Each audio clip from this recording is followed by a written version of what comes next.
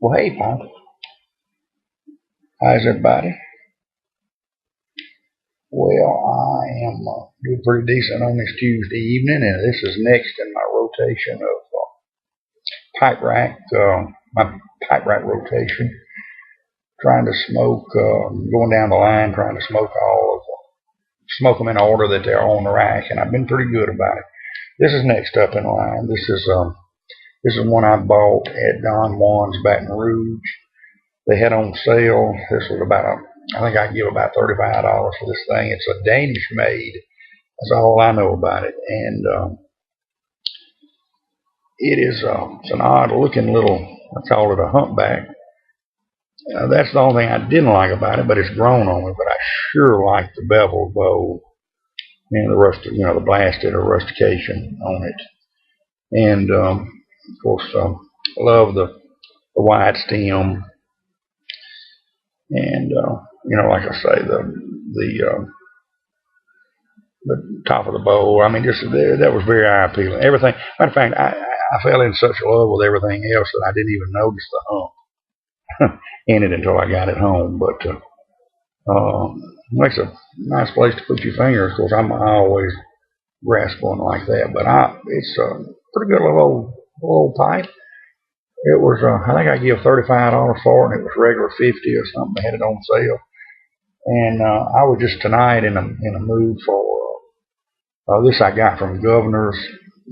It's McClellan series from their premium aromatics, MELLOW MACK, and this is the honey and pecan, and I don't taste the pecan in it, but I do taste the honey. Sort of maybe the pecan, but the honey is very prevalent in it, and I truly like a honey-based um, um, smoke. Come on here. Come on. I just filled it up with butane.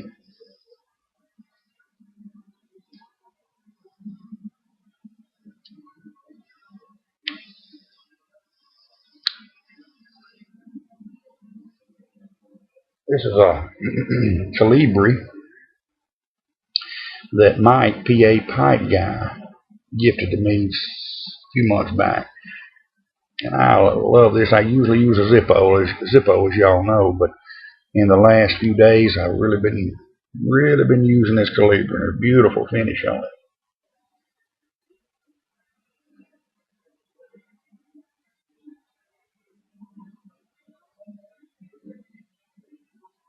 Well, my mom picked me up, believe it or not, picked me up some sticks today, and I was so thankful for them. She's been good about just at random. She'll pick me up a pipe if she's coming. I'll have her stop at Governor's or whatever to pick up an order for me. Not Governor's, excuse me, MA's.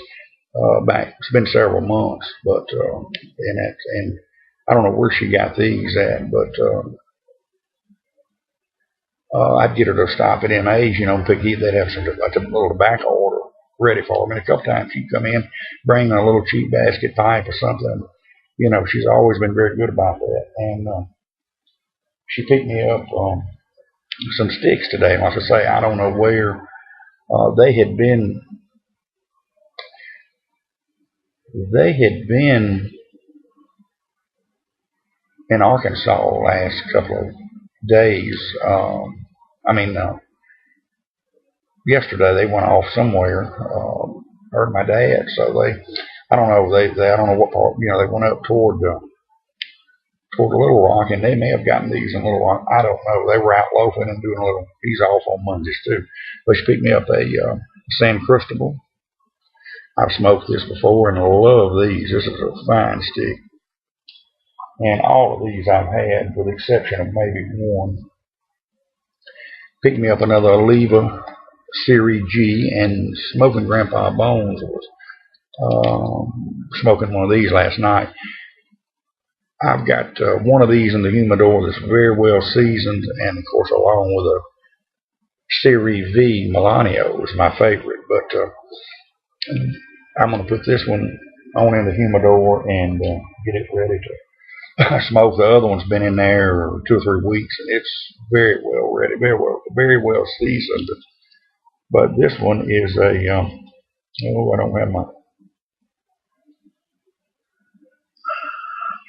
this is a Rocky Patel vintage 1990. I've had the 1992, but this is a vintage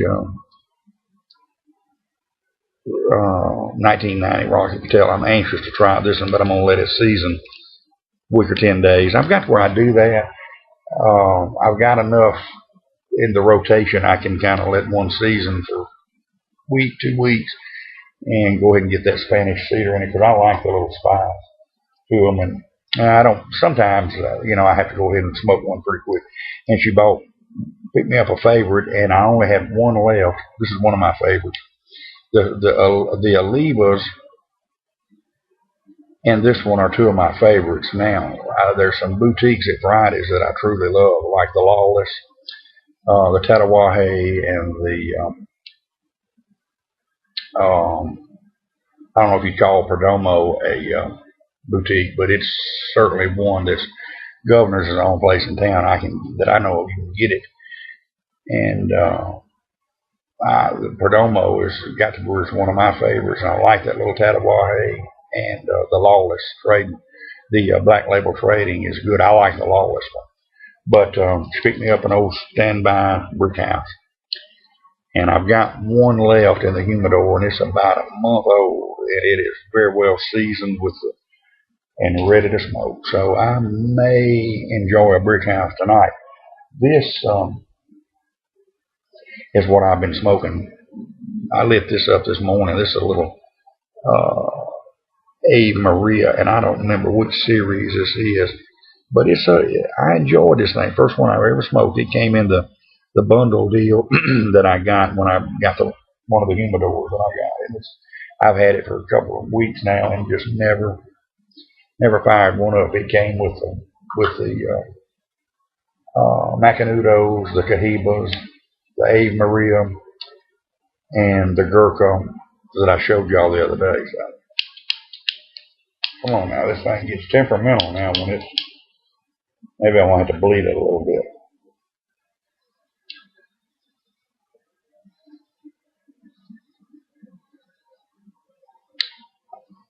But I tell you, this is fast becoming one of my, I've seen this and seen it on Pipes and Cigars, and then when the Governor got it, I just said, what the heck, decided to go ahead and try it. This is a favorite of mine, and like I say, my top 10 is going to change drastically this year, and in June, start doing the top. I usually do a mid-year top 5, and very good possibility this will be in the top 5. It'll certainly be in the top 10. I've been privileged enough to try so many different new blends, of course, with the new 7Cs, well, it's not new, but it's new to me. 7Cs, and one I've smoked a couple of bowls today of is that McBaron Scottish mixture, the one with the 35 or 37 different tobacco leaves in it. Let me tell y'all, that is an excellent smoke. I may smoke it on my next video.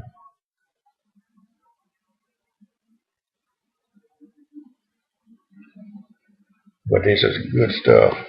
Friday, thank you for carrying this, buddy, and I will definitely be buying more of it. There's a couple of the Nording Hunter's blends I want to try. Someone cracked open bought a tin of that honeydew from him the other day. Got a chance to smell it, and it's not what I thought it was. So I'm kind of glad I got an opportunity. It's a more of a, it just smells like a sweet Virginia, and they're okay. I like more of a ribbon cut, something you'd buy in a brick and mortar. A first rate Virginia. Golden Delight from MA's is a favorite.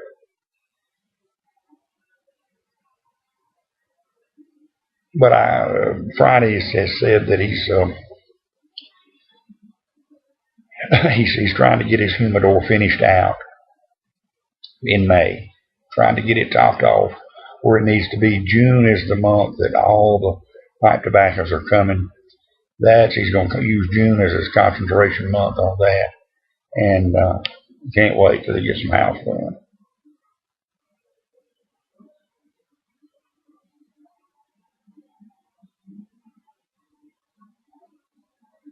But this blend don't burn hot.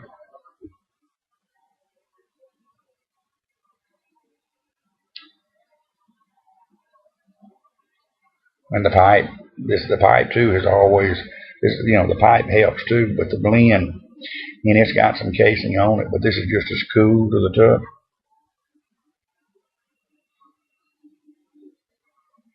I hadn't smoked this pipe in a couple of months, and it's one of those, you pick it up and you think, wow, hadn't I been smoking this one.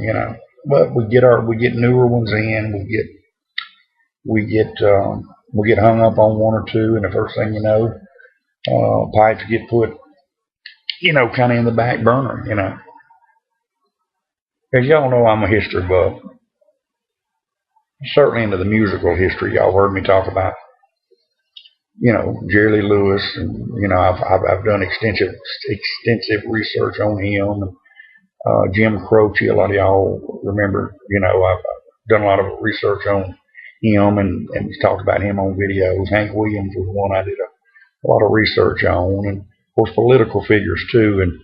And certainly we've had our share of colorful political people in Louisiana, and Huey Long. Now, I'm going to say this. There's still some left in Louisiana. A lot of the old ones have died off that would hang you. But there was a day you couldn't say this in Louisiana without fear. And there's still a few of them around. But in my opinion, Huey Long was a flaming socialist, and FDR wasn't, they believed in redistribution of wealth, and and I'm not. I understand that, the top 1%ers, and I get into all that and the privileged, and some of that goes extreme. But I'm still of the belief you can make it, in a free market society. But anyway, we're not going to get off politics. But Huey Long was a very colorful individual, but his brother, Earl K. Long, I've been studying him. And let me tell you, this cat, there's only a couple of videos of him on YouTube. Type in Earl K. Long. He was committed to his wife, and his nephew, which was Huey Long's son, became a senator, Russell Long. The Longs had a big, they had a big political dynasty here for years. Well, Huey Long was assassinated. He was not governor. He was actually a U.S. senator at the time of his assassination. But Earl became governor. And, some of y'all remember the movie came out in '89 called Blaze. It was based on the life and times of Blaze Starr, who was a burlesque Bourbon Street stripper. And, of course, Earl Long and the affair. And, of course, Earl was, they locked him up in a mental hospital, and so he fired the head of the hospital, put another man in, and got released, and done all kind of antics. And I believe toward the end he was in fact crazy. One of the videos, his false teeth was falling out, and he was just, you have to pull it up on YouTube and watch it. There's a song about the ballad of Uncle Earl, and he was very colorful. He was governor in the 40s, and then again in the late 50s, I think, and actually had now this is Louisiana politics for you, was elected a U.S. congressman from the 8th Congressional District. 10 days later, he died. So don't count Edwin Edwards out. I'm telling y'all about Louisiana politics.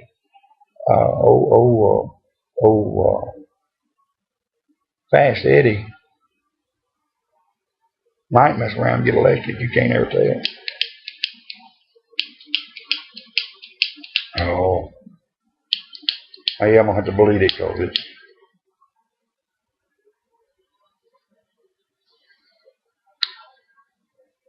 But yep, Louisiana politics. But old Earl was he was an interesting character.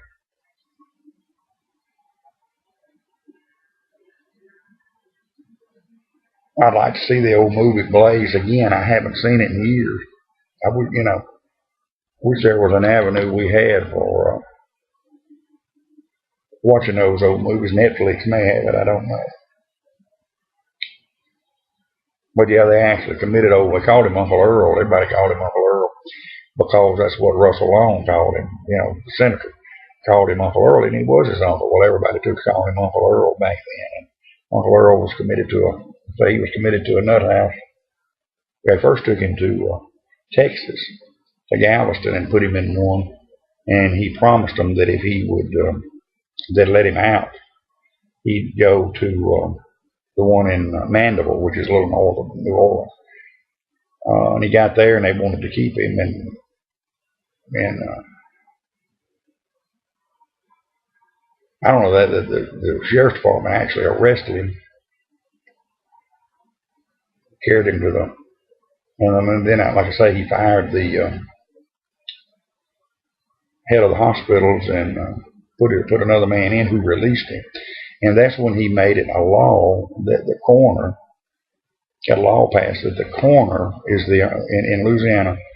If you have someone committed, you have to go before the coroner, and he has to have you committed. He's the only one that can have you. Well, a physician can do a physician's emergency commitment, I think now, but the coroner plays a big role in it, and that's thanks to Uncle Earl. But anyhow, I'm gonna wrap this one up. We're over, and we'll catch y'all tomorrow, God willing. But until then, y'all have a good one. Take care of yourselves, and God bless.